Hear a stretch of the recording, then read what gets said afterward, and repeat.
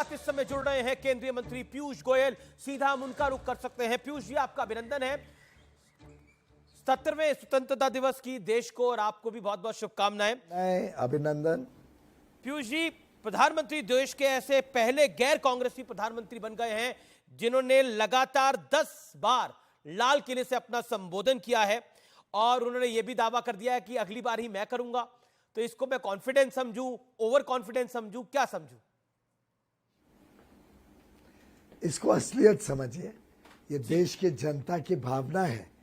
आज आत्मविश्वास है हमें कि हमने जिस ईमानदारी से माननीय प्रधानमंत्री जी के नेतृत्व में एनडीए की सरकार चलाई है, जिस प्रकार से गरीब कल्याण और सुशासन को हमारी प्राथमिकता रही है, जिस प्रकार से देश के कोने कोने तक विकास पहुंचा है, जिस प्रकार से 13.5 करोड़ गरीबों को गरीबी की रेखा से ऊपर उठाया गया है, जिस प्रकार से आज चाहे वो दक्षिण हो, उत्तर हो या पूर्वांचल हो या पश्चिम हो, चारों दिशा में लोगों को एक नई उमंग, एक नया उत्साह, एक नया आत्मविश्वास है कि देश सही राह पर है। देश की सरकार ईमानदार व्यवस्थाएं चला रही है। देश में तेज गति से आर्थिक और सामाजिक दोनों विकास हो रहा है।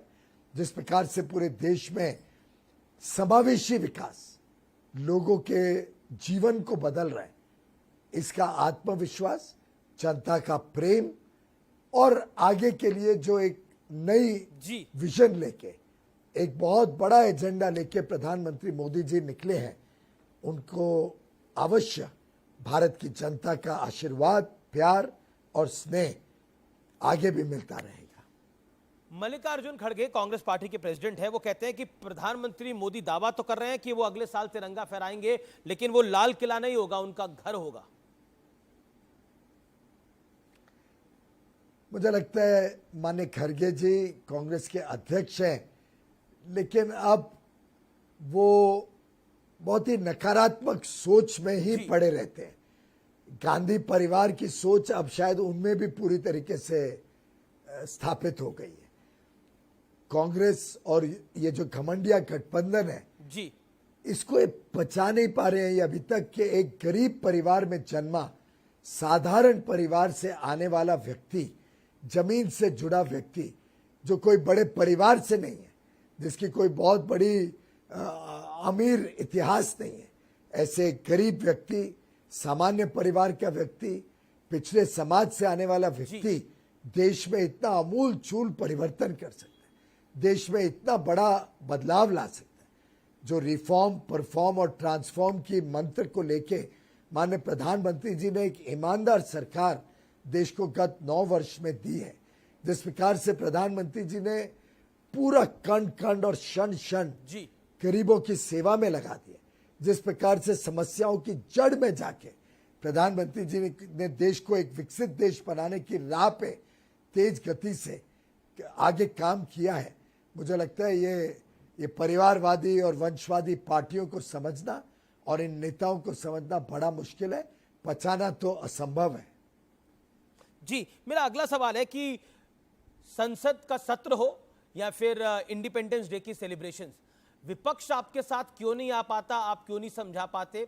या फिर आपको लगता है कि राजनीतिक द्वेष इतना बढ़ गया है आज के काल में, कालखंड में, कि उसका असर हमें राष्ट्रीय पर्वों पे भी देखने को मिलता है?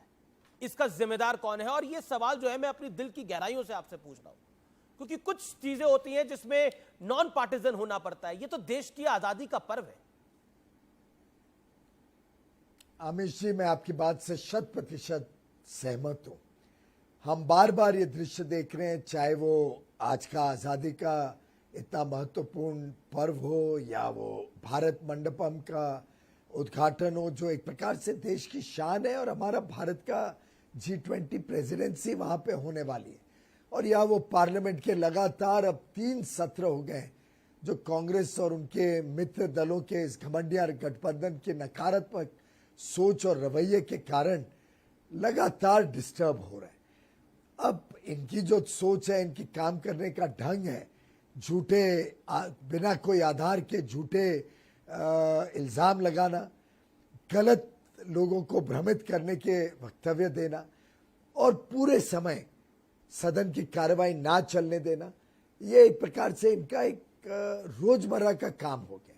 सदन में डिबेट हो, डिस्कशन हो, डायलॉग हो, अच्छे कानून पे चर्चा हो और कानून बने, सुधरे।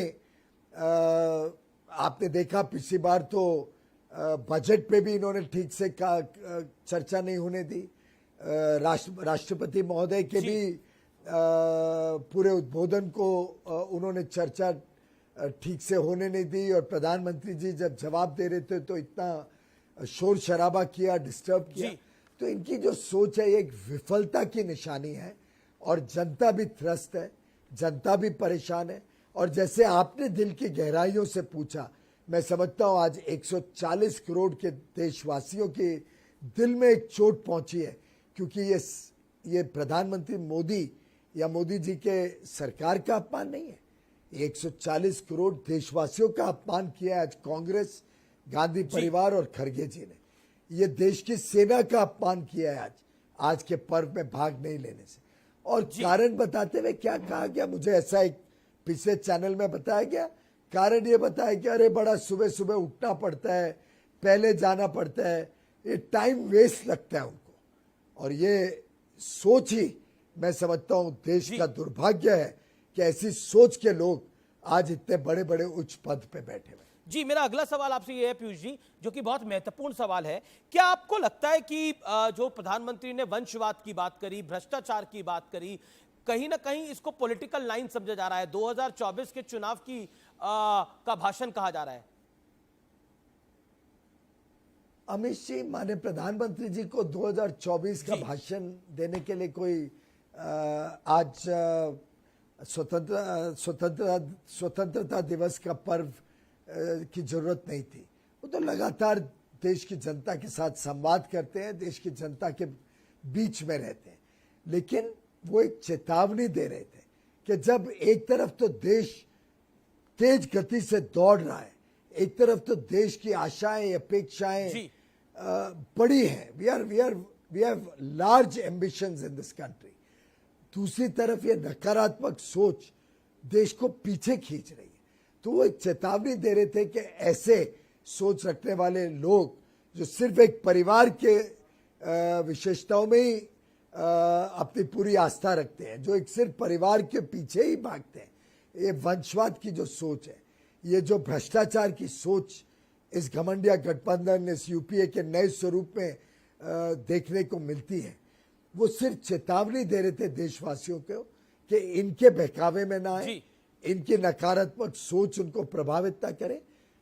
हमारे देश पंख से उड़े, हमारे देशवासी कैसे और तेज गति से आगे बढ़े, कैसे समावेशी विकास हो, कैसे देश विश्व शक्ति बने, इसमें हमारी आस्था रहनी चाहिए और आत्मविश्वास हम सबका उसमें बना रहना चाहिए। जी, बहुत बहुत शुक्रिया पीयूष जी, आपका आज इस महत्वपूर्ण दिन पर अपना समय देने के लिए, और आपको एक बार फिर से आजादी के इस जश्न की, इंडिपेंडेंस डे की बहुत बहुत शुभकामनाएं।